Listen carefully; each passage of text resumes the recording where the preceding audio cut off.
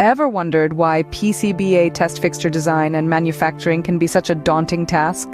Dive into the world of PCBA, or printed circuit board assembly, and you'll soon discover the intricate dance of design and manufacturing. It's a world where precision meets complexity, and where the smallest of variables can have the largest of impacts.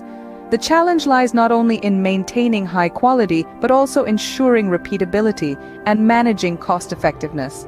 In this realm, quality is king.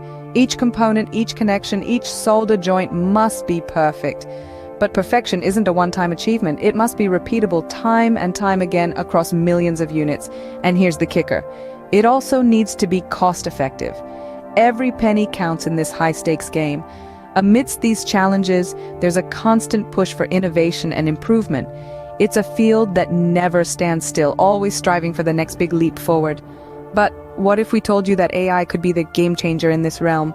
Imagine a world where PCBA test fixture design and manufacturing is not only efficient but also standardized, thanks to the power of artificial intelligence. Artificial intelligence, or AI, is set to revolutionize the world of PCBA test fixture design and manufacturing.